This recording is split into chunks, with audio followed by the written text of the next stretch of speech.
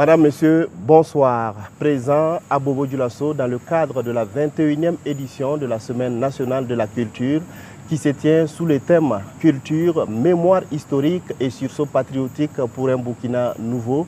Le chef de l'État, le capitaine Ibrahim Traoré, s'ouvre une fois de plus au Burkinabé à travers la presse. Cet entretien est inédit dans la mesure où c'est la première fois que le président de la transition s'entretient avec des journalistes à Sia, la capitale économique et culturelle du Burkina Faso. Bonsoir, Monsieur le Président. Bonsoir. Merci de nous faire l'honneur de nous recevoir ici, au pied-à-terre du président du Faso. Alors, chers téléspectateurs, pour conduire cet entretien, je suis avec ma consoeur de la radio nationale, Chantal Nikema. Bonsoir Chantal Nikema. Bonsoir Aboubakar Sagnon. Bonsoir Monsieur le Président. Bonsoir Madame. Madame, Monsieur, la culture, la sécurité, l'économie, l'agriculture, les infrastructures routières ou encore la diplomatie, voici les grandes thématiques qui seront abordées au cours de cet entretien.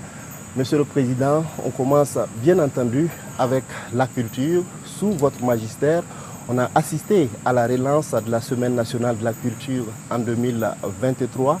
L'édition 2024 s'ouvre dans quelques heures. On pourra dire que vous êtes un adepte de la culture. Merci, bonsoir. Bien sûr, nous sommes très heureux d'être ici, à Bobo, encore une fois de plus, pour cet événement majeur qui est très important pour nous. Comme vous l'avez signifié, la culture, c'est l'âme du peuple. Donc, c'est notre âme. Et je pense qu'en créant la Semaine nationale de la culture en 1983, le président Sankara avait une grande longueur d'avance sur le temps. Aujourd'hui, nous sommes très heureux de donner une place prépondérante à la culture dans nos actions. Parce que vous l'aurez remarqué que lorsque certains cherchent à coloniser des peuples, la première des choses à faire, c'est de tout faire pour qu'ils abandonnent leur culture. Et donc aujourd'hui, nous sommes en train de redonner une place importante à la culture pour que notre peuple puisse vivre. Parce que pour nous, la culture, c'est tout ce qui fait de nous des Burkinabés. Alors, Monsieur le Président, la crise sécuritaire impacte sérieusement le secteur de la culture, de l'hôtellerie et du tourisme. Alors, qu'est-ce que votre gouvernement a fait donc, dans ce sens pour donner en tout cas de la valeur à ces différents secteurs? Effectivement, comme vous l'avez signifié, la crise sécuritaire avait d'abord fait que la SNC ne pouvait pas se tenir. L'année passée, nous avons donc pu relever le défi, ce qui a fait que certains lieux d'hôtellerie ont pu accueillir du monde et nous continuons dans ce sens.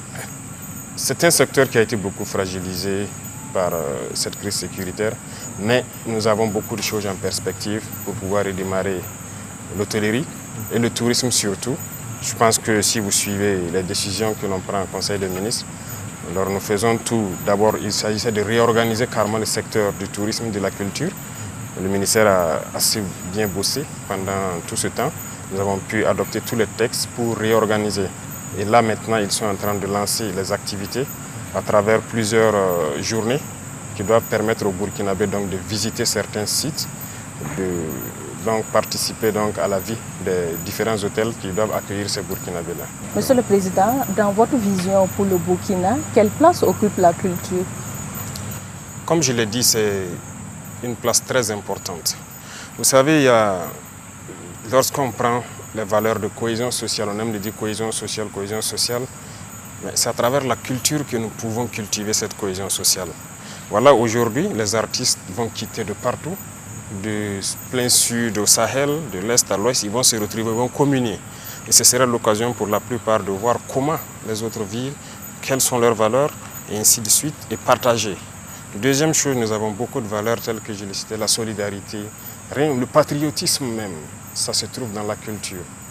Alors, le Conseil des ministres du 6 mars dernier a institué le 15 mai de chaque année comme journée des cultures et traditions. Alors, quelle est la pertinence de cette journée qui fait couler beaucoup d'encre et de salive?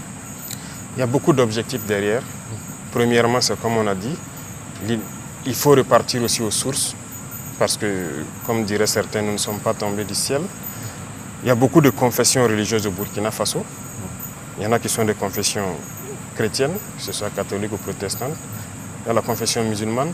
Mais il y en a aussi qui ont la confession d'adorer les ancêtres. Donc il n'y a pas d'athée au Burkina, ça je ne pense pas. Tout le monde croit en Dieu à travers quelque chose. Donc c'est une occasion aussi donnée aux traditionalistes de pouvoir fêter, exprimer, être en contact direct avec les ancêtres et pouvoir donc prier pour le Burkina Faso. Donc il y a beaucoup d'objectifs derrière qu'on ne peut pas finir de citer ici en tout cas. Mais nous pensons que c'est une très bonne chose qui doit permettre aux Burkinabés aussi de connaître leurs traditions, de connaître leur culture et de cultiver les bonnes valeurs. Mais pourquoi le 15 mai? Y a-t-il une symbolique concernant cette date? Pas de symbolique particulière. Nous avons culturellement, comme on le dit, dans tous les groupes ethniques, vous allez voir qu'au village, avant l'entrée de la saison généralement, les gens ont des rites pour prier Dieu et les ancêtres de nous aider à avoir donc une bonne saison pluvieuse. Et à la fin de la saison aussi, à la sortie, il y a des rites pour remercier Dieu et les ancêtres de nous avoir donné une bonne saison pluvieuse, de nous avoir permis de cultiver et de bien récolter.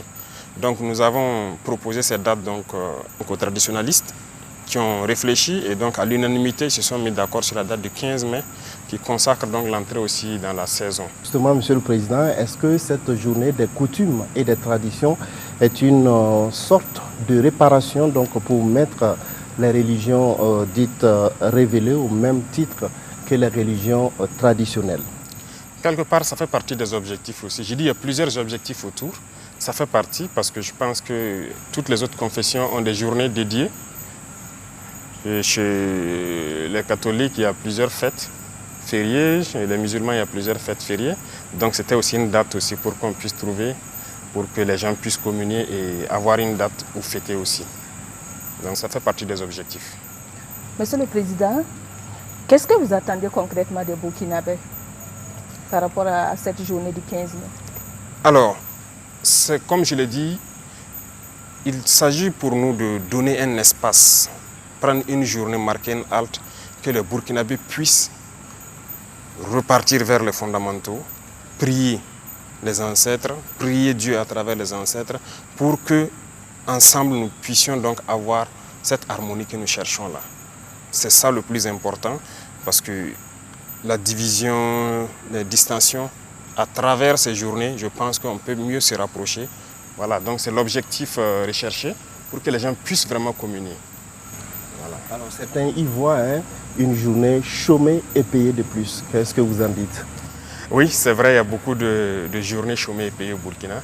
C'est un sujet qui est en discussion au Conseil.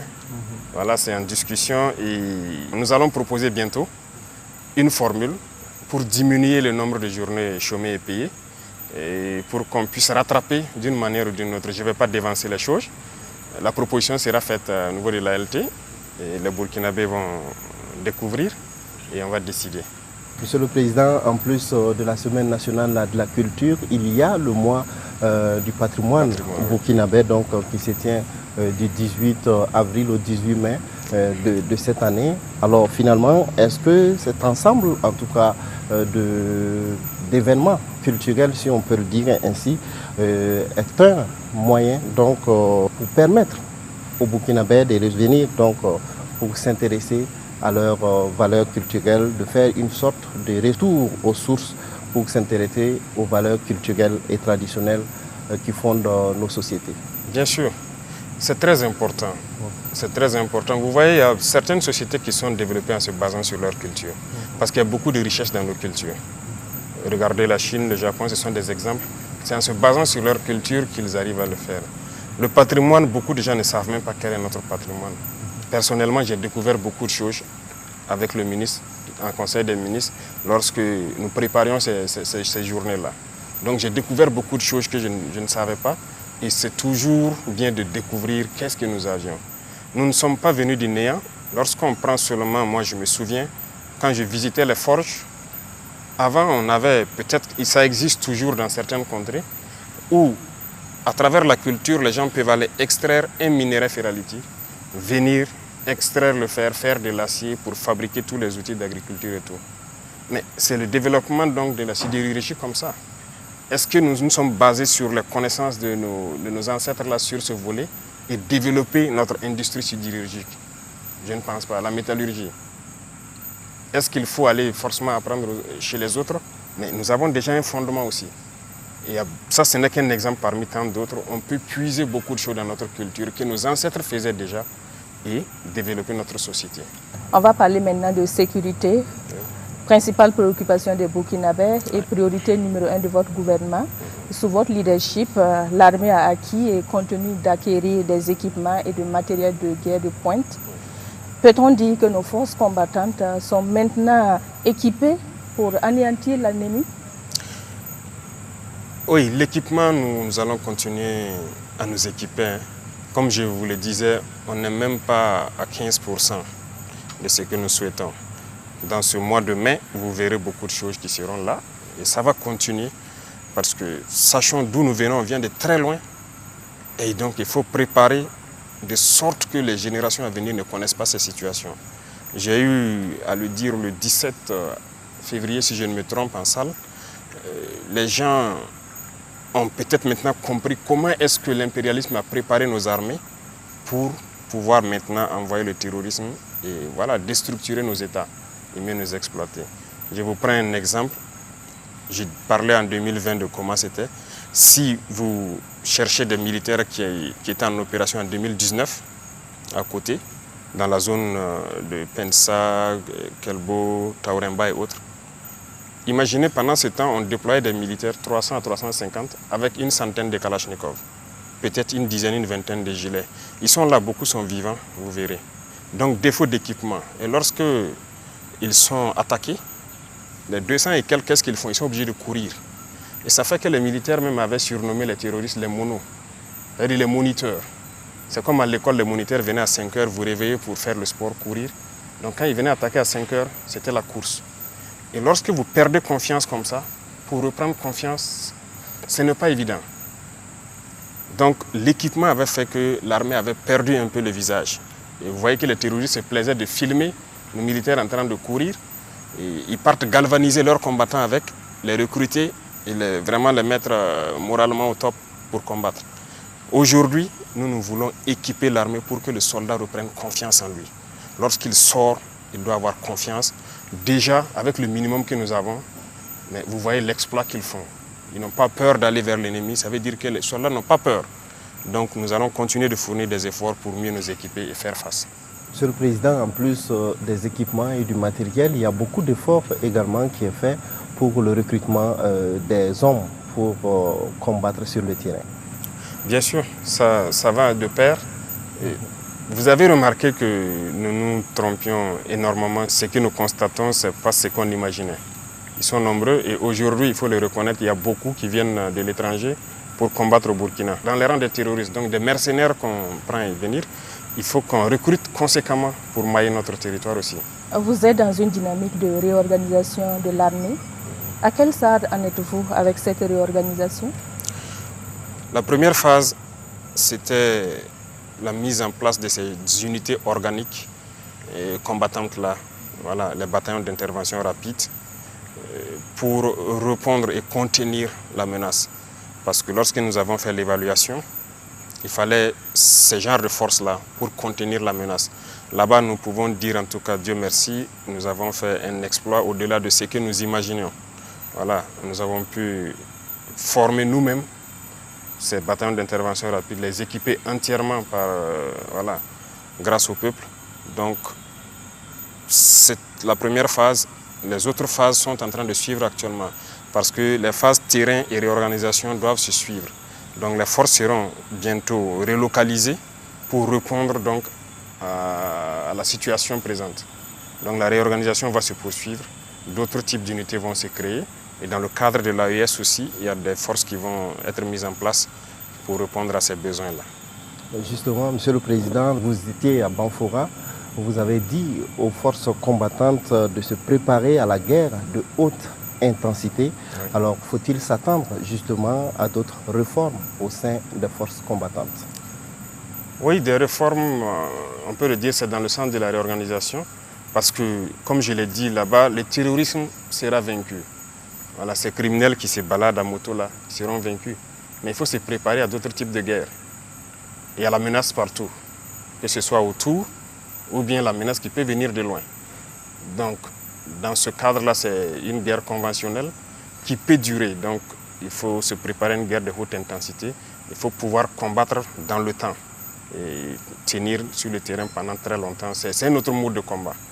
Donc, il faut se préparer à ça et les forces, les différents corps vont avoir un programme d'entraînement et commencer ces entraînements-là. Des résultats tangibles sont quotidiennement engrangés sur le terrain, mais le phénomène du terrorisme semble avoir la peau dure dans certaines localités. Comment peut-on expliquer cet état de fait? Oui, c'est le terrorisme, comme vous le dites. Après le combat, les gens se rendent compte qu'il y a beaucoup d'étrangers dans les rangs. Donc, le Burkina, comme je le disais aux enfants, c'est le cœur. Donc, on cherche à broyer le cœur pour faire peur aux autres. Donc, nous sommes ceux-là qui devons accueillir le maximum. Donc, voilà pourquoi on se prépare conséquemment. Donc, c'est pas que c'est un phénomène nouveau. On s'attend à ça et on s'attend à pire que ça. Mais pour l'instant, je pense qu'on ne peut pas être en même temps partout. Comme vous l'avez remarqué, on ne communique pas beaucoup sur certaines choses, mais c'est zone par zone. Il y a des zones où on a mis beaucoup d'efforts, qui sont presque à 100% voilà, conquises. Il y a des zones aussi encore où on est en train de remettre l'effort. C'est petit à petit, nous allons reconquérir donc toutes les portions de terrain parce que en les regardant faire, il faut conquérir et savoir comment consolider. Justement, Monsieur le Président, vous avez parlé tout à l'heure d'acquisition de matériel. Beaucoup de Burkinabés ne comprennent pas. Ils se disent que nous sommes équipés, nous avons des drones de dernière génération, mais on ne comprend pas pourquoi le terrorisme persiste. Rien que ce 23 avril, il y a eu donc des attaques. Comment est-ce qu'on peut expliquer cet état de fait? Alors, nous avons acquis vraiment beaucoup de moyens. Ça, c'est une chose. Les vecteurs aériens, bon, on a pu réussir à former en tout cas la plupart des pilotes déjà. Parce que nous avons anticipé leur formation avant d'acquérir. Sinon, tout moyen qu'on acquiert, il faut former ensuite. Donc, il y a un temps mort.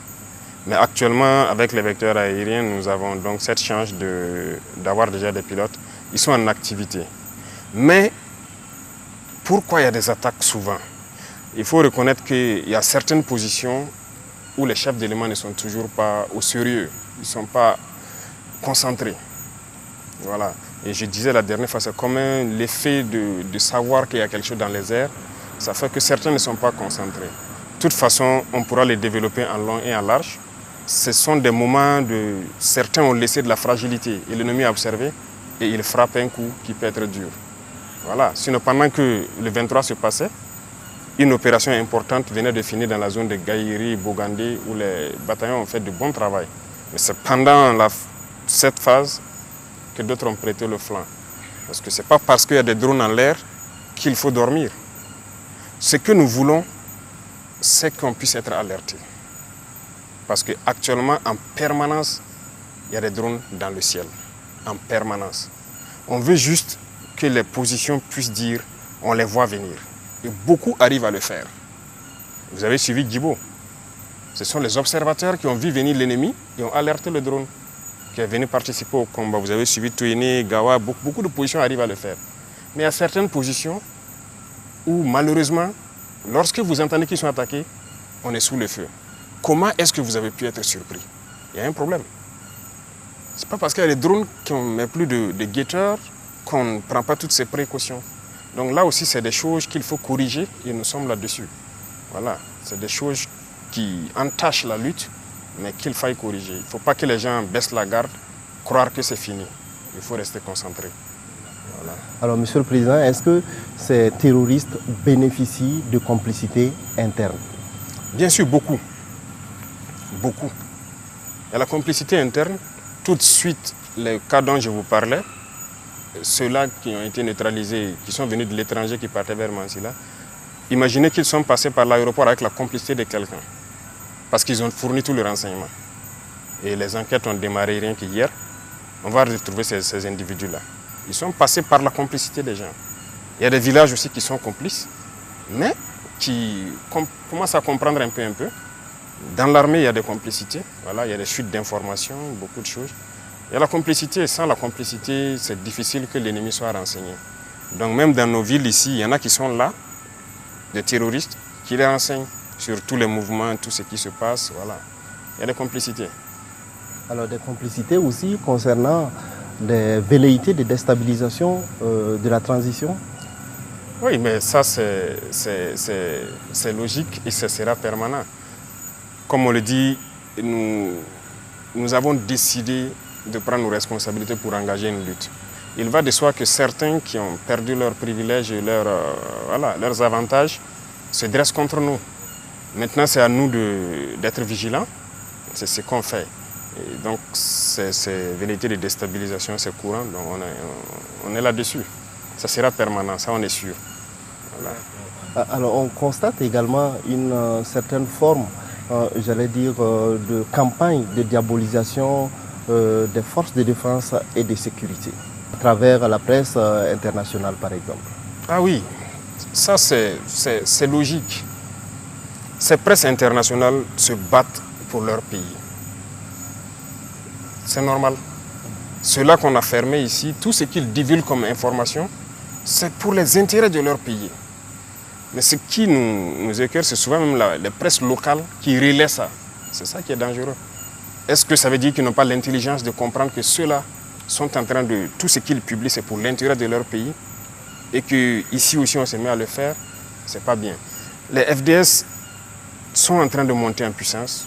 Il y a beaucoup de victoires. Aujourd'hui, on ne s'assoit pas qu'on vienne nous attaquer. On est à l'offensive, beaucoup de choses.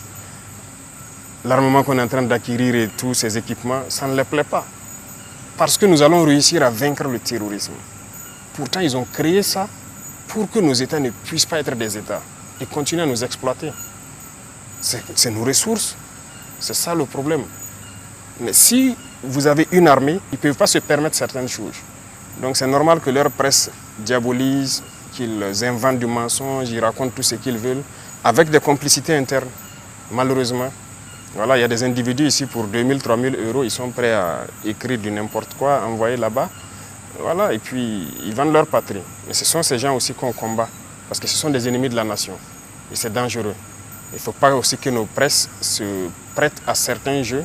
Lorsqu'ils publient des choses là-bas, nous ici on prend. Quelle est la valeur ajoutée? Quelle est votre partition dans cette lutte-là? Et ils se battent pour les intérêts de leur pays là-bas. Pourquoi vous aussi vous allez les suivre? Même s'ils vous financent ou je ne sais pas quoi. C'est pas logique. Alors, parlant donc de combat sur le terrain, beaucoup de zones ont été reconquises justement grâce aux forces combattantes. Des PDI ont été réinstallés. Aujourd'hui, est-ce qu'on a des chiffres? Est-ce qu'on a des statistiques sur les zones qui ont été réinstallées? Alors, chaque semaine, le ministère de l'Action humanitaire donc, publie des chiffres. Donc, il nous envoie ça à travers le CONASUR. Il nous envoie ça en rapport aussi. Et on peut aussi constater que certains organismes qui refusaient de voir la chose, que ça évoluait, ont commencé à reconnaître effectivement qu'il y a du travail qui est fait. Beaucoup de villages ont rejoint et nous sommes en train de vouloir donc les accompagner pour qu'ils s'installent et pouvoir travailler efficacement. Les écoles aussi ont ouvert dans la plupart des cas. Beaucoup de routes qui n'étaient pas empruntables le sont aujourd'hui. Donc quand même, il y a une avancée significative, mais c'est des choses sur lesquelles, personnellement, nous ne souhaitons pas communiquer d'abord, parce que tout le pays n'est pas en sécurité. Et lorsque vous dites qu'ici c'est stabilisé, d'autres là-bas vont dire mais pourquoi vous ne venez pas chez nous faire le même travail? Pourtant, c'est par étapes en fonction de la complexité des terrains qu'on va s'engager. Des zones ont été reconquises, certes, mais comment comptez-vous consolider ces zones-là? Comment consolider? Je dirais que ça c'est un peu secret. Je ne pourrais pas vous dire exactement ce qui est en train d'être fait, mais il y a beaucoup de choses qui sont en train d'être faites sur le terrain. Et dans la même lancée aussi, nous avons exhorté les populations à participer activement à la défense. Parce que vous voyez, je disais que des gens partent en Chine souvent regarder la muraille de Chine, mais ça a été construit dans la guerre. Pourquoi ici, on ne peut pas faire des obstacles pour empêcher l'ennemi de pénétrer dans nos villes, dans nos villages? Donc avec les chefs de circonscription administrative, partout où je passe, je leur dis donc de mettre les populations au travail avec l'appui de FDS pour définir des périmètres où l'ennemi ne doit pas franchir. C'est à eux de créer le type d'obstacles qu'il faut, d'organiser le terrain et d'être aux aguets. Parce que c'est des comportements que nous devons adopter. Même si le terrorisme finit, nous devons nous mettre toujours en posture de guerre pour toute éventualité. Donc, les autres leviers de consolidation, je ne peux pas vous les détailler ici. D'accord. Voilà. D'accord. Alors, Monsieur le Président, des officiers et sous-officiers de l'armée ont été radiés donc pour fautes lourdes. Peut-on en savoir davantage sur ces fautes? Oui, c'est vrai que depuis un temps, il y a eu des cas. Lorsque vous êtes en guerre, un officier, on le confie des hommes. La vie des hommes est entre vos mains. Vous devez les commander et prendre toutes les mesures pour qu'ils puissent combattre et vaincre. Il peut arriver que vous combattez jusqu'à épuisement de vos moyens. Ça peut arriver. Là, vous êtes mort en héros. Mais lorsque l'officier ne prend pas toutes les mesures pour que ces hommes puissent combattre, les hommes ne sont pas... ils ne répondent pas d'eux-mêmes. Ils ont été formés pour exécuter des ordres. Je vais vous donner quelques exemples. Lorsque on a le renseignement de probables attaques, c'est diffusé. On peut avoir une zone. Et dans la zone, si on a plusieurs positions, on va les dire, il est possible qu'il y ait des attaques. Nous serons à côté. Il y a les drones qui seront pas loin, en tout cas à équidistance des différentes positions. Mettez-vous en alerte. Ça veut dire qu'il faut guetter. Et ça, c'est des cours que les officiers apprennent à l'école. Le poste d'observation, le poste de guet, tout le monde l'apprend. C'est toi, tu dois placer tes hommes à une bonne distance de ta base pour t'alerter quand on voit l'ennemi venir. Parce que l'ennemi pousse souvent ses motos, il ne va pas rouler. C'est rare qu'il roule venir. Donc, tu dois avoir un dispositif qui te permet de te renseigner. Et c'est à partir de ce moment que vous alertez à l'arrière. Aujourd'hui, toutes les positions ont minimum 2 moyens de communication, sinon 3. Et on a fait en sorte que toutes les positions soient en liaison directe avec le pilote de drone. Donc ils n'ont pas besoin de passer même par leur chef pour appeler le drone et dire « je vois ça, venez traiter ». Donc tout est réuni. Et autour, on a fait quand même une organisation du terrain pour permettre aux gens de combattre. On veut juste l'alerte. Ok, les guetteurs ont signalé ça. Et les avions vont intervenir. Et lorsque le renseignement est diffusé, et qu'on prend souvent le soin d'envoyer des missions, aller voir des dispositifs, vous dire d'aménager ça, de faire ci, d'organiser le terrain, vous ne faites rien. Un officier, vous ne dites pas aux hommes, il y a ce cours-là que tout le monde fait, l'OTC, organisation du terrain, camouflage. On vous alerte qu'il y a une attaque probable dans la zone, vous ne faites rien. Et subitement, on apprend, on est sous le feu. Comment vous pouvez comprendre? Et regardez, depuis un bout de temps, c'est la journée. Djibo a été attaqué en pleine journée. Heureusement, ils ont vu venir. On a pu intervenir à temps. Regardez Solé. C'est la journée. On n'a pas été alerté. Pendant que le drone était à côté. Tankwalou, en pleine journée. Pas d'alerte. C'est le drone qui a vu lui-même. Taouri, en pleine journée. L'autre jour, le 23 dernier, Sanga, pleine journée. Il y a des choses qui font mal. Donc, quand les pilotes apprennent qu'ils sont à côté, 15-20 km, et on ne les alerte pas. Peut-être qu'ils sont en train de chercher ailleurs, parce qu'ils ont beaucoup de positions en même temps, et vous vous faites surprendre en pleine journée. Comment est-ce qu'on peut expliquer ça? C'est une faute grave. Vous avez sacrifié vos hommes. Un officier, il ne dort pas. Il se repose. Mais vous n'avez pas le droit de dormir. Et tout ce que vous commandez aux hommes de faire, ils vont le faire. Si l'homme n'exécute pas, vous les punissez. Jusqu'à la radiation aussi. Donc il y a des responsabilités et c'est lourd. Et les gens doivent se réveiller. On a eu des cas où des gens signalent l'arrivée d'ennemis. Les drones arrivent et ils les demandent donc c'est quel côté. On observe, on ne voit pas. Il dit non, bon, on avait signalé là-bas. On dit qui a signalé? Est-ce que tu as quelqu'un? Vous voyez les antennes, les pylônes là? Presque dans toutes les communes, il y a des pylônes. On dit aux gens même de monter là-bas et guetter au loin, ça vous permet de voir en profondeur. Ils ne le font pas. Les pilotes le demandent, est-ce que tu as mis quelqu'un dans l'antenne pour observer au loin, pour nous guider? Il dit oui. Et le pilote lui répond, vous mentez, je suis à votre verticale, il n'y a personne sur l'antenne. Il se rend compte maintenant que c'est la réalité. Mais vous mentez à qui? Ça, ce n'est pas un comportement d'officier. On a connu ces cas, beaucoup de cas comme ça. Donc, on ne peut pas être soucieux de la vie de vos hommes plus que vous-même, l'officier sur le terrain. Donc, voilà pourquoi, avant l'année passée, en J, on avait dit ceux qui veulent quitter l'armée n'ont qu'à quitter. Il y a une note du ministère de la Défense. Si vous ne quittez pas, vous allez assumer si vous fautez. Et pour moi, c'est une trahison. Lorsqu'un officier ne fait pas travailler ses hommes, ne prend pas toutes les mesures. Si vous prenez toutes les mesures et que vous combattez et qu'il y a des pertes, on peut comprendre. Mais lorsque les mesures ne sont pas prises, mais on va vous radier. Ça sera sans appel, parce que vous n'allez pas sacrifier les enfants des gens inutilement. Monsieur le Président, ces radiations n'auront-elles pas un impact sur la cohésion du groupe? Et la mort. La mort de pauvres soldats là. C'est ça. Le soldat est fait pour exécuter. Et c'est à vous, l'officier, de le dire, va te poster ici, tu observes et tu me rends compte. Et l'officier a son poste, il écoute en permanence. C'est à vous, l'officier, de dire le matin, faites des obstacles ici. Si vous ne commandez pas, le soldat meurt. Ça entache plus la cohésion. Il faut assumer. Et c'est ce qu'on a reproché d'ailleurs aux gens dans le passé. Il faut être ferme souvent. Voilà. La guerre ne se fait pas dans le laxisme parce que ça se paye cash. Ça se paye cash. Moi, j'ai été sur le terrain. Les hommes qui ont été sur le terrain me connaissent. On peut me trouver dur là-bas, mais on s'entend très bien. On va combattre, mais on va revenir vivant. Il n'y a pas de cohésion dans cette hypocrisie. Non, non, non. On préfère que les hommes puissent combattre, venir raconter leur bataille. C'est ça le plus important. Monsieur le Président, parlons maintenant de coopération militaire au sein des pays de l'Alliance des États du Sahel.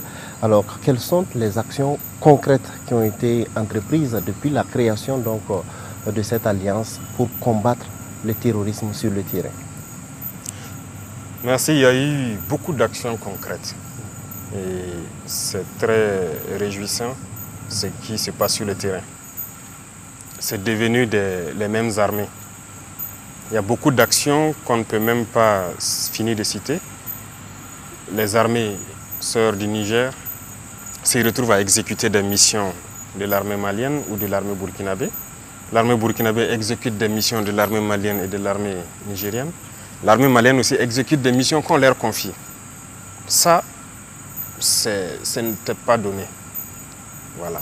Deuxième chose, la coopération sur le terrain. Les forces sont mélangées et combattent ensemble très souvent. Et donc nous réussissons ça, surtout donc, dans la bande frontalière avec le Niger. Nos forces combattent côte à côte actuellement.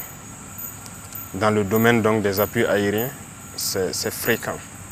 Voilà. Lorsque nous avons beaucoup d'opérations et qu'on est submergé, on peut faire appel aux vecteurs nigériens, aux vecteurs maliens qui viennent nous appuyer.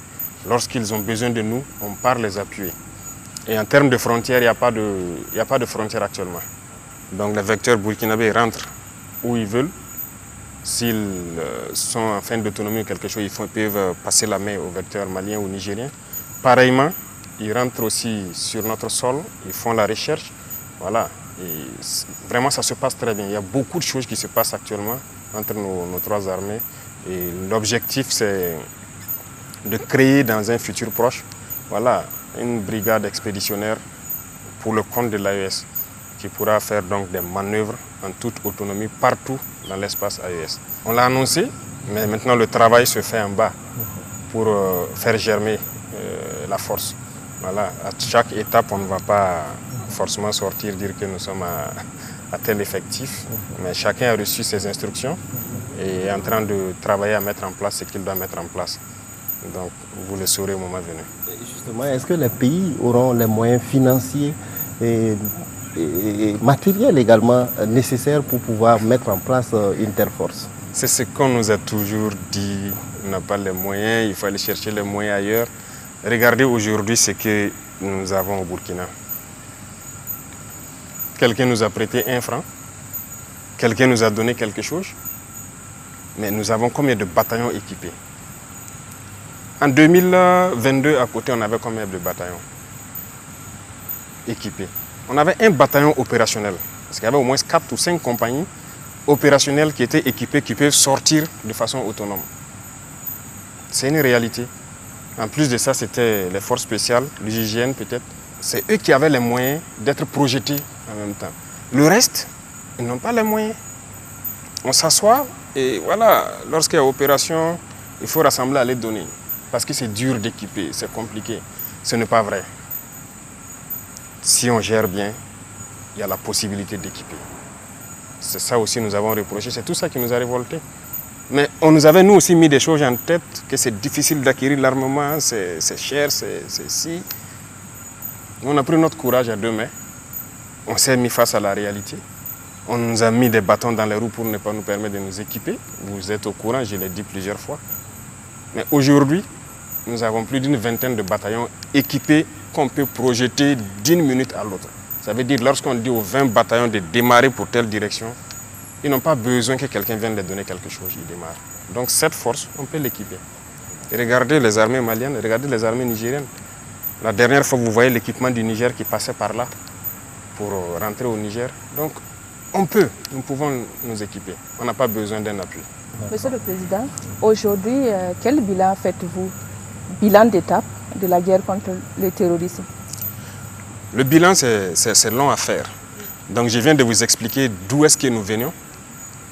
Je ne dirais pas de zéro, mais en tout cas, il n'y avait pas quelque chose de substantiel pour faire la guerre. Aujourd'hui, nous pouvons contenir la menace. Ça, c'est une chose. L'armée a retrouvé plus ou moins sa capacité de combattre. Aucun soldat ne va aller aujourd'hui sur le front sans armes, ne va aller sans moyens de protection, ses gilets, casques et trucs, les munitions et autres, tous ces VDP. Le maillage a changé, et ça fait qu'on a occupé plus le terrain. Il y a beaucoup de zones où on n'avait pas de présence de force, où il y a aujourd'hui de la présence. Et ça fait que, bon, dès que la présence, les populations aussi rejoignent.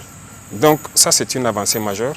Et maintenant, la réorganisation de l'armée pour l'adapter aux réalités actuelles, ça aussi, c'est une avancée majeure. C'est tout ça qui permet d'avoir des résultats sur le terrain. Mais on n'a pas peut-être le temps de détailler point par point, au risque de revenir sur des choses qu'on avait déjà dites. Donc, il y a beaucoup quand même de choses qui sont faites. D'accord. Alors, Monsieur le Président, justement, nous sommes en guerre, mais il faut préparer également l'après-guerre. Comment comptez-vous réorganiser l'armée après la guerre? Oui, l'après-guerre, dès qu'on est en guerre, c'est pour préparer l'après-guerre aussi. L'armée doit participer, pour nous, l'armée doit participer activement à la vie de la nation.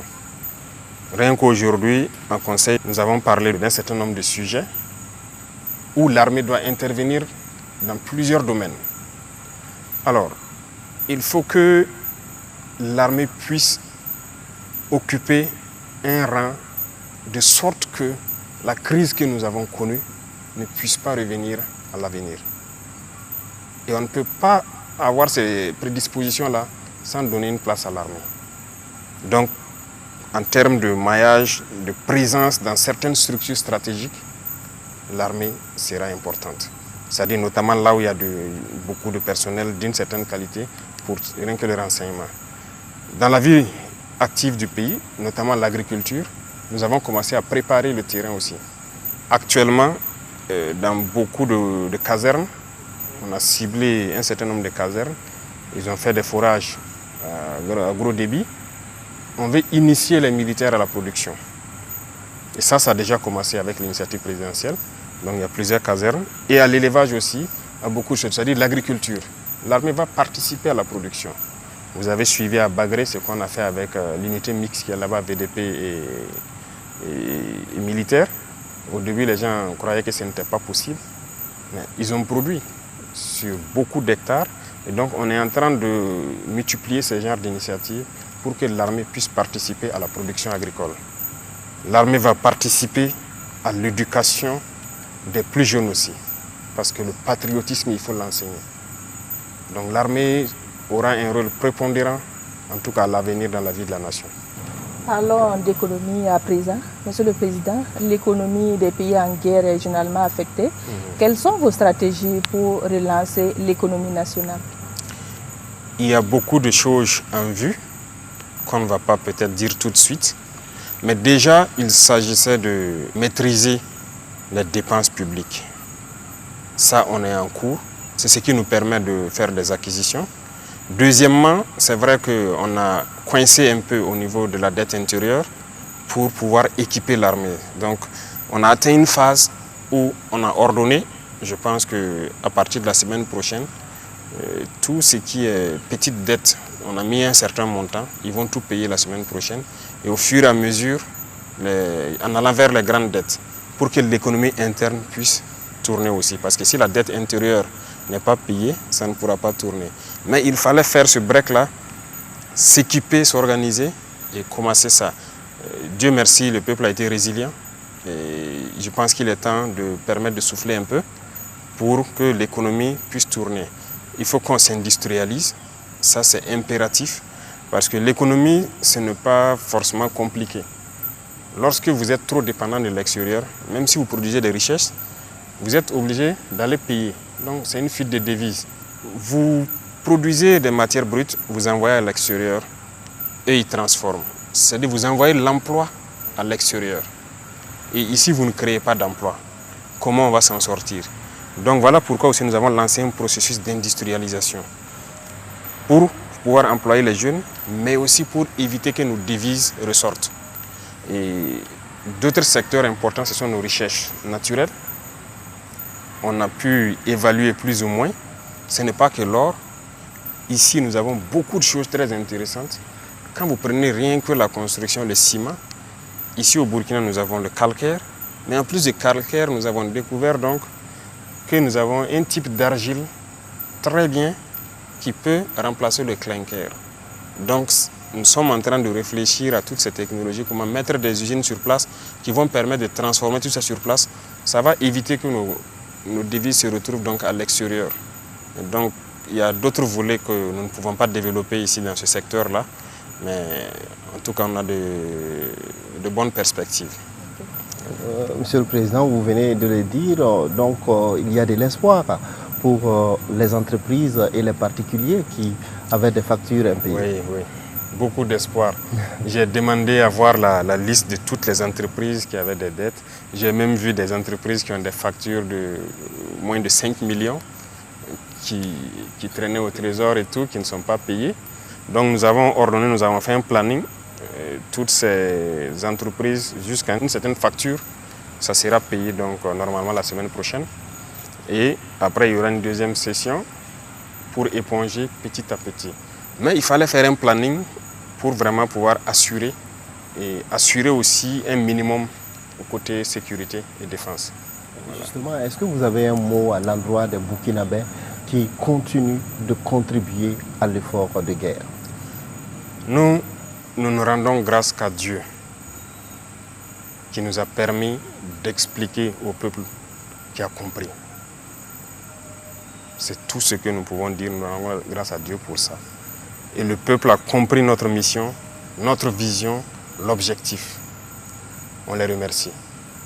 C'est cette contribution qui permet au Burkina de bander les muscles et de faire ce qu'il doit faire pour survivre. Sans la contribution du peuple, sans cette acceptation de cette stratégie qu'on a développée pour amener le peuple à contribuer, ce n'était pas possible. Ça allait être difficile, très difficile. Parce que l'allure à laquelle nous sommes partis, c'est grâce au peuple. Sinon, comment est-ce qu'on allait pouvoir équiper, comme je dis, autant d'hommes dans un laps de temps? On allait peut-être prendre 2-3 ans pour les équiper à ce niveau-là. Mais le peuple a compris, on a mis beaucoup de mesures.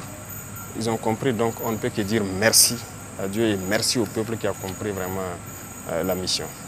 Voilà. Excellence, vous avez affirmé, vous avez procédé à la pose de première pierre pour plusieurs usines dans plusieurs localités. Comment votre gouvernement compte-t-il financer tous ces projets et faire en sorte d'assurer leur mise en œuvre efficace et durable? Oui. Les pierres qui sont posées, ça c'est déjà acquis. C'est la construction qui va démarrer.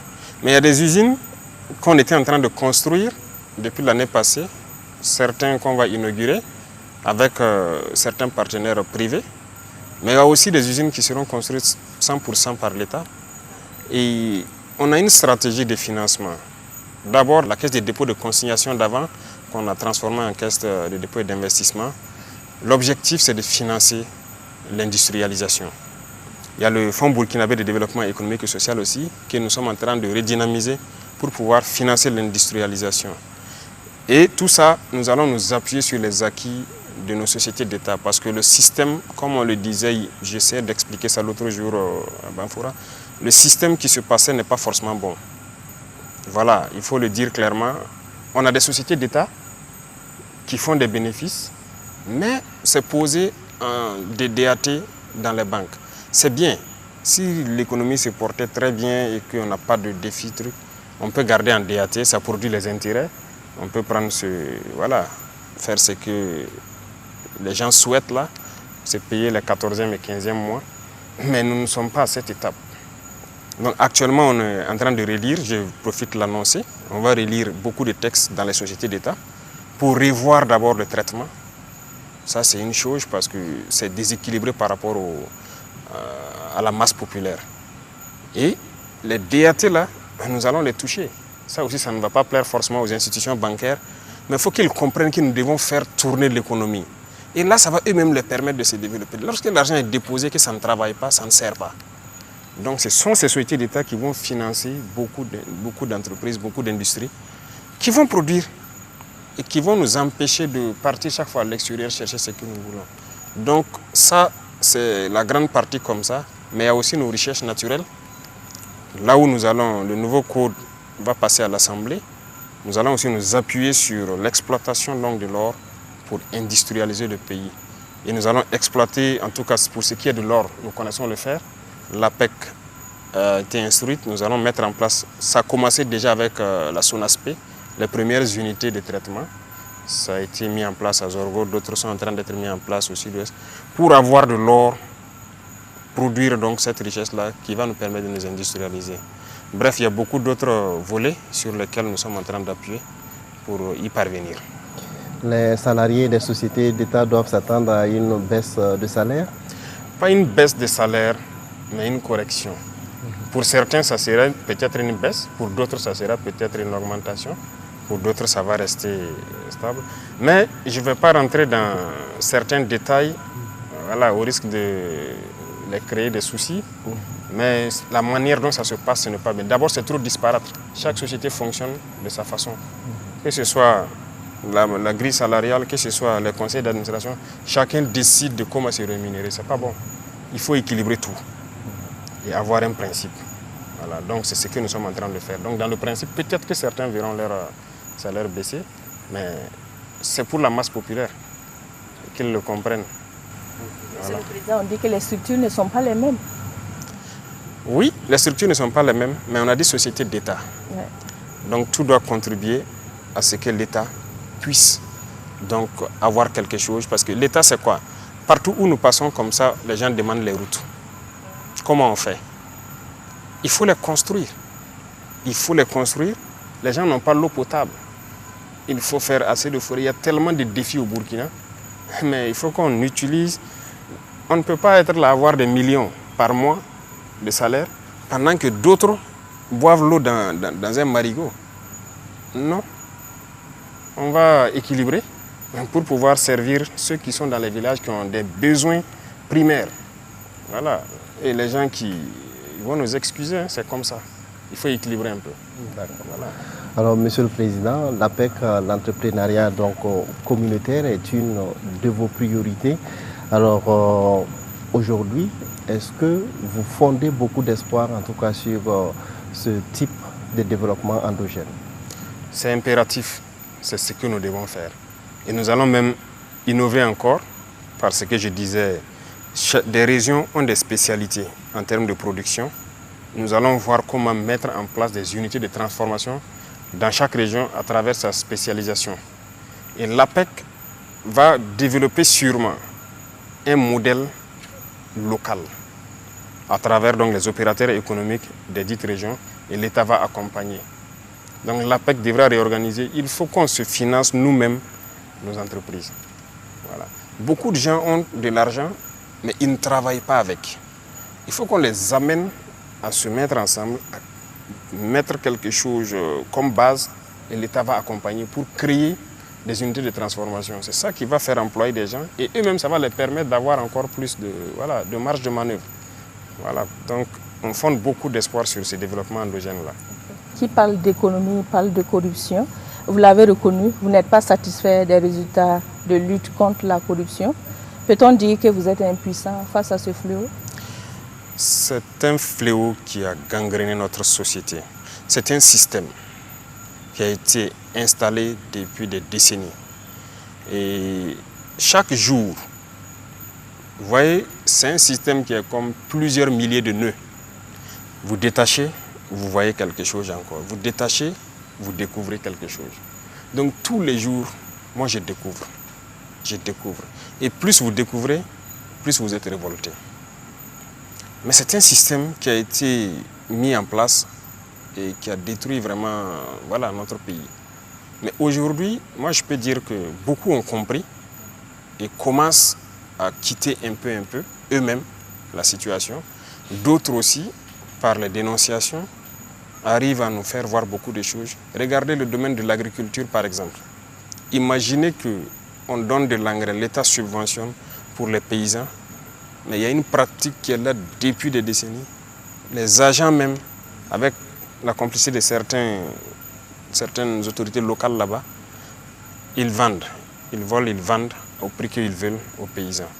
L'engrais subventionné n'arrive pas aux paysans. On est en train d'enfermer beaucoup. Beaucoup. Ça fait que je disais au ministre qu'il va se préparer à recruter. Mais c'est des agents du ministère. Mais c'est des dénonciations.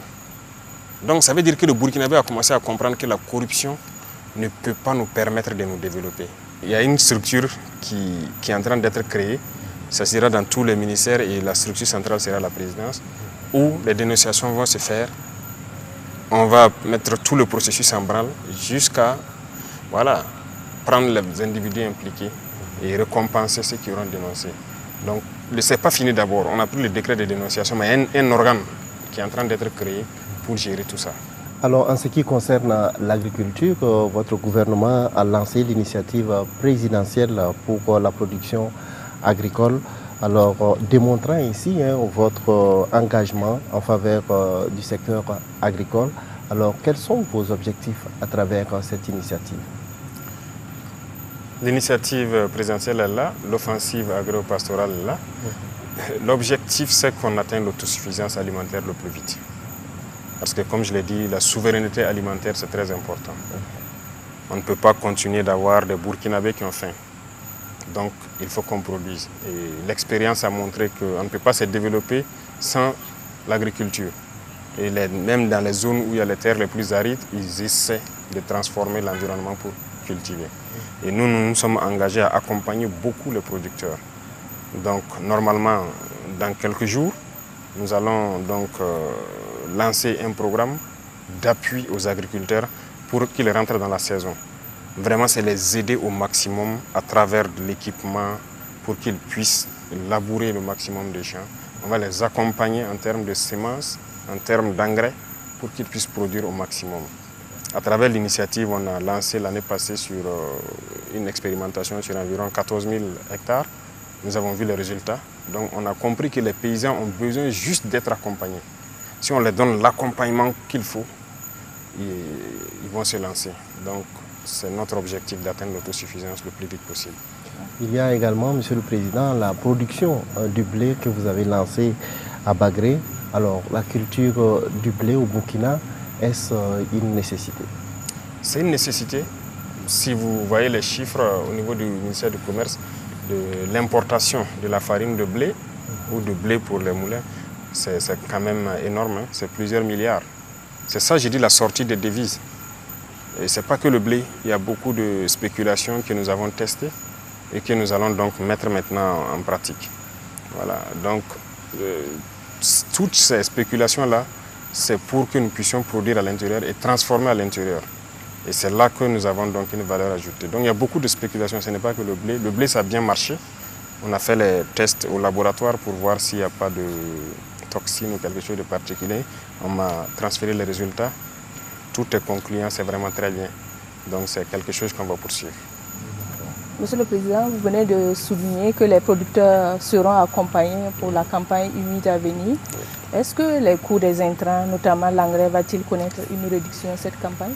Nous espérons, c'est l'objectif, et instruction a été donnée pour que ce soit ainsi. C'est ce qui a mené à dissoudre donc la CAIMA et créer la nouvelle structure, parce que ça n'allait pas. Voilà. C'était une association et il n'arrivait pas à fonctionner correctement. Ça fait que les intrants étaient là à des coûts tellement élevés que les paysans ne peuvent pas. Donc actuellement, nous avons créé la nouvelle société pour pouvoir traiter directement avec les pays producteurs d'engrais. Et là, ça va nous permettre de pouvoir payer l'engrais moins cher.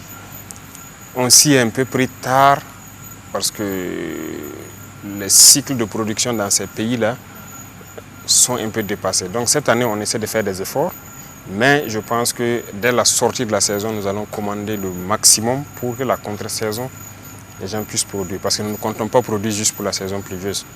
Voilà. Nous allons aborder à présent le volet infrastructure. Quelles sont les priorités de votre gouvernement en matière de développement des infrastructures routières? C'est aussi une priorité parce qu'il y a tellement de priorités au Burkina. C'est ce que je dis, on vient de très loin. Il y a beaucoup de routes. Ça, c'est partout où nous passons, c'est la question des routes. Plusieurs provinces ne sont pas reliées entre elles par du bitume. Et pourtant, lorsque les gens produisent, comment évacuer la marchandise s'il n'y a pas de route? C'est compliqué. Donc actuellement, nous sommes en train de la lutte contre le terrorisme aussi. La route participe beaucoup. Lorsque la route est bitumée, l'insécurité diminue un peu. Rien que le risque d'IED et tout, ça diminue beaucoup. Donc ça veut dire que nous devons aller vers la construction de très bonnes routes dans les zones à fort défi sécuritaire. Donc c'est un défi majeur qui est devant nous.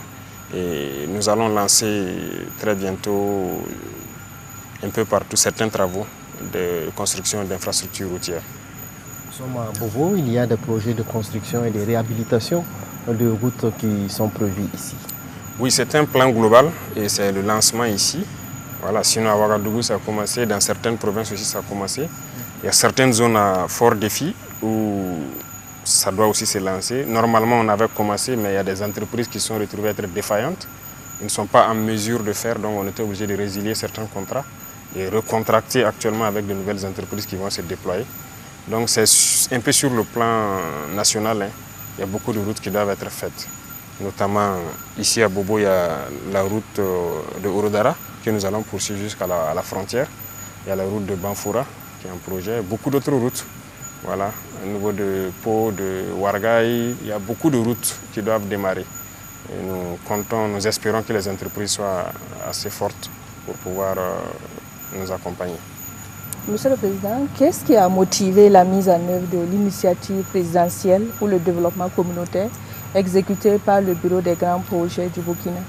Oui, c'est une initiative qui n'a pas véritablement commencé. Ça a commencé par de petites actions d'abord, notamment certaines infrastructures routières à l'intérieur des communes, certaines communes. Mais ça doit se poursuivre parce que dans ça, nous voyons le développement de certaines infrastructures routières, l'assainissement, mais même le développement aussi des différentes communautés à travers voilà, la production, la transformation locale sur place. Donc on veut encourager beaucoup les petits métiers aussi. Donc c'est tout un ensemble de facteurs comme ça qui sont réunis dans cette initiative. D'accord. Alors, Monsieur le Président, on va parler maintenant de diplomatie. Alors, comment se porte la coopération avec les pays voisins du Burkina? On a déjà parlé de l'AES. Avec les pays voisins du Burkina, comment est-ce que la coopération se porte? Bon, il faut le dire, ça va plus ou moins. Avec certains pays, il n'y a pas de problème. Avec d'autres aussi, il ne faut pas avoir on ne va pas continuer à faire de l'hypocrisie. Il y a des soucis avec certains pays. Voilà, ça, il faut le reconnaître. Et nous sommes là-dessus et nous espérons que chacun comprendra. Parce qu'au début, nous avons eu un peu de soucis. En octobre, novembre 2022, alors je vais vous dire clairement, on a été approché par beaucoup d'émissaires, notamment des pays du Sud. Chaque fois, c'était peut-être nous dire de négocier en quelque sorte avec les terroristes, parce qu'ils veulent un couloir, ils veulent juste faire le trafic, c'est-à-dire laisser une portion du terrain, et voilà, ils vont nous laisser tranquilles. Nous avons dit que ce n'était pas possible parce que nous sommes burkinabés. On préfère mourir dans la dignité que de négocier donc, les conditions de notre esclavage. Négocier avec ces gens-là, c'est négocier les conditions de son esclavage. Donc j'ai compris la mentalité de certains et j'ai conseillé beaucoup que ce n'était pas une bonne idée de négocier. Mais bon, on savait ce qui se passait. Les choses se passaient à Niamey en son temps. Voilà, entre le président Bazoum qui était le centre et les terroristes, certains agents extérieurs, et ensuite les messagers venaient vers nous. J'ai même envoyé aussi des messagers vers le président Bazoum en son temps, qui malheureusement n'a pas bien accueilli la mission parce qu'il n'a même pas pu me faire de compte rendu parce que c'était un échec. Nous avons compris qu'il y a une machine qui est en œuvre et donc nous avons décidé de combattre, de lutter. Nous avons refusé catégoriquement de négocier avec qui que ce soit. Nous allons combattre. Et ces gens qu'on avait conseillé de ne pas rentrer dans ce schéma, je pense qu'aujourd'hui beaucoup se rendent compte qu'on avait raison parce qu'ils ont commencé à être attaqués. Il n'y a pas de possibilité de négocier avec ces gens. Donc, il faut qu'on se mette au sérieux pour lutter. Dernièrement, vous avez vu à travers le reportage, lorsque les unités sont arrivées à l'opération Ouragan à la frontière ivoirienne, voilà, je suivais l'opération de près.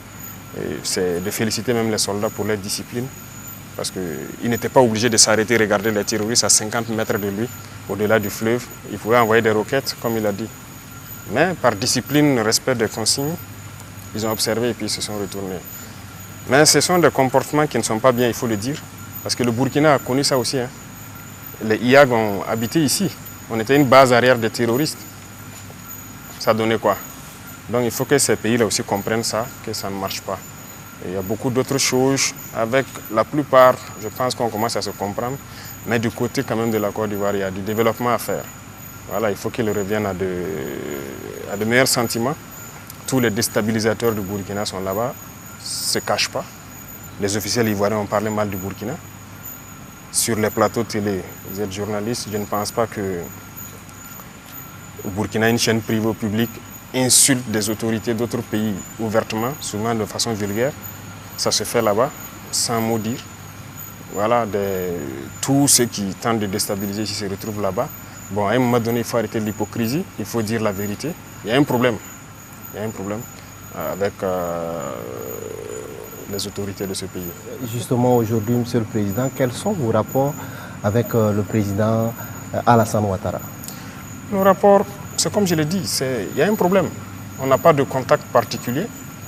Donc, voilà, on regarde la situation. Et on suit. Voilà.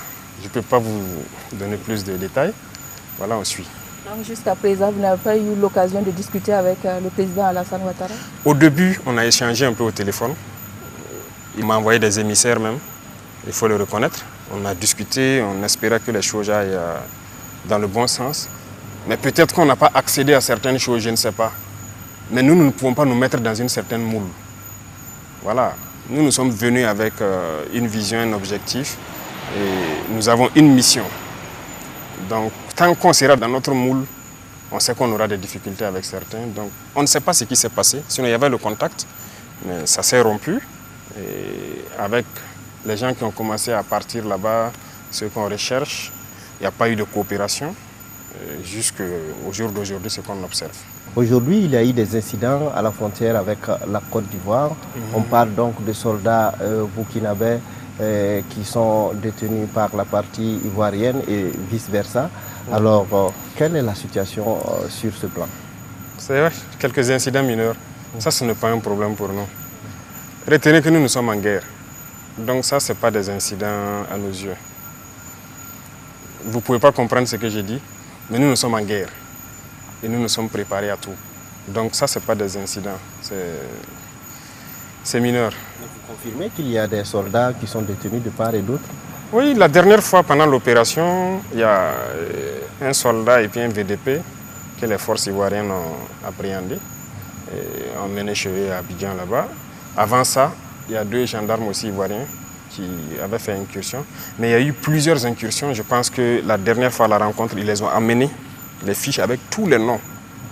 Il y a eu plus d'une vingtaine de fois où les forces ivoiriennes sont rentrées sur le territoire. Mais bon, on n'a jamais pris garde. Mais les 2, c'était un cas particulier. Voilà pourquoi on avait pris, pour question de renseignement. Et donc, ils ont aussi, pendant l'opération du 15e bataillon, 2 soldats sont allés pour payer de la cigarette, je crois, dans un village curieusement habité. à 2 km de la frontière. Et les forces ivoiriennes les ont pris. Mais je suis curieux de voir qu'ils étaient présents, ils ont pu appréhender les 2 soldats et que tous ces terroristes qui sont rentrés, ils n'ont pas réagi. Donc c'est un incident isolé. Nous, on continue le combat. Voilà. D'accord. Alors, Monsieur le Président, est-ce que la récente rencontre entre les ministres en charge de la défense des 2 pays va permettre peut-être de détendre la situation? On espère. Mais je dirais que la balle est dans leur camp. Voilà, ils ont souhaité la rencontre, on n'a pas refusé. Ça s'est bien passé, ils ont eu des échanges. On les regarde maintenant. Voilà. Il y a des gens qui sont poursuivis, qui sont là-bas. Il y a des gens qu'on va poursuivre. Ils ont eu des échanges francs. On les regarde maintenant. Monsieur le Président, autre incident diplomatique, si je peux l'affirmer ainsi, 3 personnalités françaises déclarées persona non grata sur le territoire burkinabé pour activités subversives. Que reproche-t-on concrètement à ces 3 Français? Vous savez, quand on dit activités subversives, les gens sont très malins et très intelligents dans leurs manœuvres. Aujourd'hui, ils ont beaucoup de plans pour déstabiliser le Burkina. Il y a l'élimination physique, voilà. Il y a peut-être la manipulation d'une frange armée. Il y a aussi, à travers les médias, vous, voilà. Et la diplomatie des pays, ça participe. Alors, donc, c'est de dire même à travers ça aux gens de faire très attention. Certaines organisations qui sont ici, qui se font financer par certains pays. Pourquoi? À cause de vos beaux yeux qui vous donnent l'argent. Et ensuite, on vous demande donc des rapports sous tel format, vous le faites. Ils sont en train de pénétrer le monde de la culture, on les suit. Voilà, certains artistes, voilà, ainsi de suite. On suit tout. Ils sont en train de pénétrer le monde des médias, on suit pour que vous relayez ce qu'ils veulent, comme je le disais tantôt. Voilà, donc il y a beaucoup d'activités subversives qui se passent. Donc on n'est pas dupe et il faut que les gens arrêtent. Parce que vouloir manipuler le peuple pour le retourner, il faut qu'ils arrêtent ça. Ça sera difficile et nous n'aurons pas la langue dans la poche. Au moment venu, on va aussi expliquer au peuple ce qu'il y a. Parce qu'actuellement, c'est l'art de manipuler. Tout leur espoir, c'est de pouvoir manipuler la population, faire baisser la ferveur pour que le peuple ne soutienne pas la transition et qu'ils puissent atteindre leur fin. Et nous allons combattre ça. Alors, quelle appréciation vous faites des récents propos tenus par le général français Lecointre? Oui, nous avons suivi. Et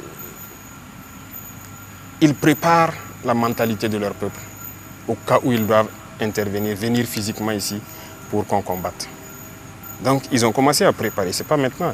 L'année passée, le président Macron a tenu certains propos. Moi, je m'attendais à ce que les journalistes débattent sur ça, éclairer la lanterne des Burkinabés, éduquer les Burkinabés. Parce que le journalisme, ce n'est pas juste critiquer le pouvoir ou voilà, donner des informations sur qu'est-ce qui ne va pas.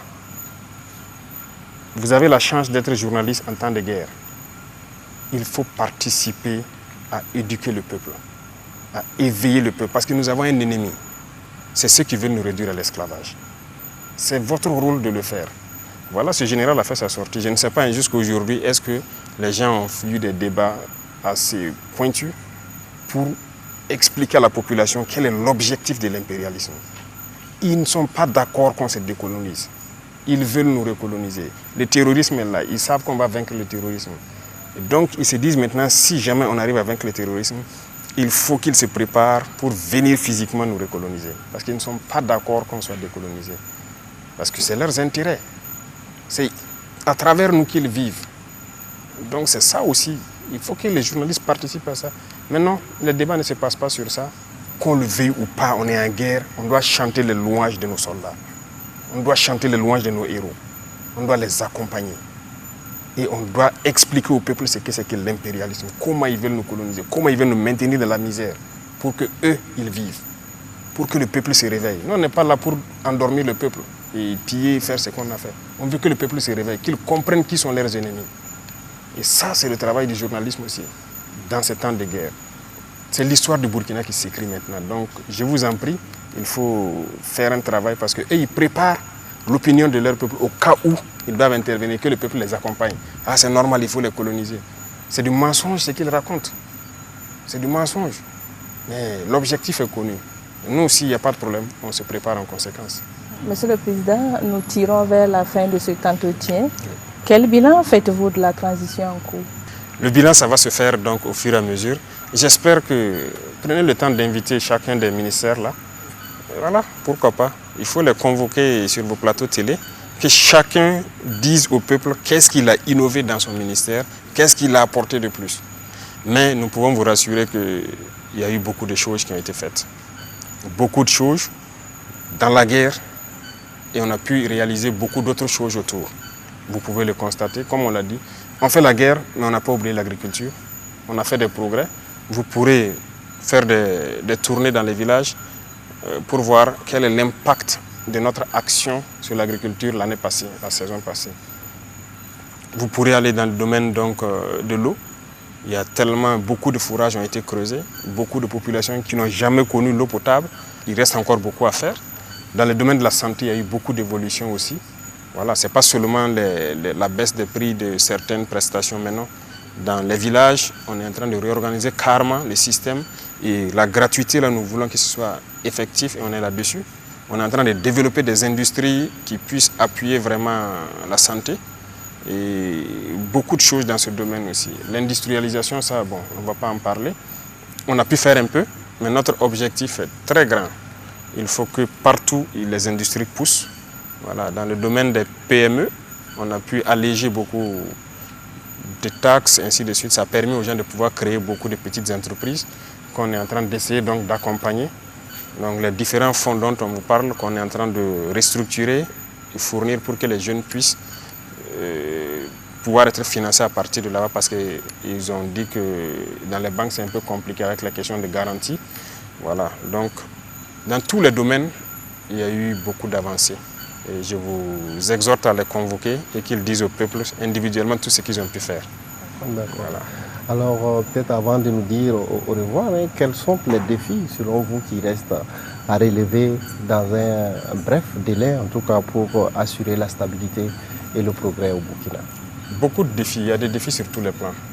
Je vous ai dit, le Burkina vient de très loin. Et donc, ce qu'on a fait, ça va sembler très infime par rapport à ce qui doit venir. Nous avons de très grandes ambitions parce que nous avons un rêve pour le Burkina dans tous les domaines. Et je vous ai dit, quand on prend le domaine de l'éducation, regardez les écoles, vous trouvez toujours des bâtiments de l'ère coloniale ici, hein, dans les écoles. Moi, je rêve d'écoles modernes et gratuites. Voilà, les enfants jusqu'à un âge, ça doit être gratuit. Et regardez nos étudiants, comment ça souffre. Actuellement, je le disais que nous sommes en train de chercher à réduire les dépenses au niveau des affaires étrangères. Donc dès juin, une bonne partie seront rappelées, hein, à l'intérieur du pays.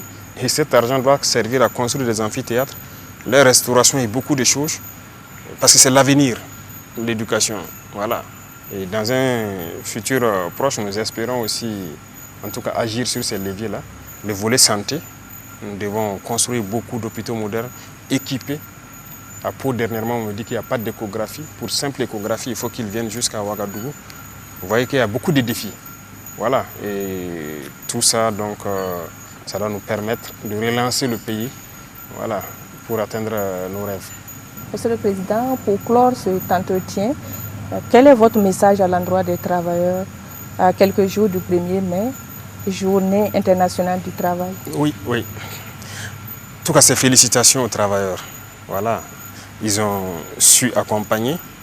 Voilà. Et nous avons pris une partie des salaires. Et les travailleurs ont compris. Donc, on ne peut que leur dire merci. Félicitations à eux de continuer de consentir en tout cas le sacrifice pour que le Burkina soit. Voilà. Parce que c'est une guerre d'existence. Voilà. Si on ne la fait pas, nous allons disparaître. Donc, félicitations à eux.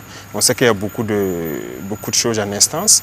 Et on est au courant que chacun prenne patience. On prend le cas du MENA-PLN tout de suite, où il y a un décret que nous devons prendre pour régulariser un certain nombre d'indemnités, de reclassements, ainsi de suite. Le ministre a envoyé ça sur la table, mais nous avons dit de patienter parce que, comme je vous ai dit, c'est des étapes.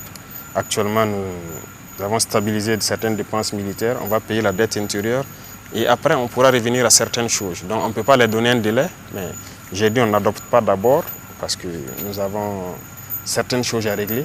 Donc, qu'ils continuent de prendre patience. On leur souhaite bonne fête et de continuer à soutenir la patrie, parce que leur patriotisme, ça va au-delà de tout ce que nous pouvons croire. Voilà, donc merci à eux. Merci, Monsieur le Président, d'avoir répondu à nos questions. Madame, Monsieur, nous sommes au terme de cette émission, de cet entretien que j'ai eu le plaisir de conduire avec Chantal Nikiema de la Radio Nationale. Merci de nous avoir suivis.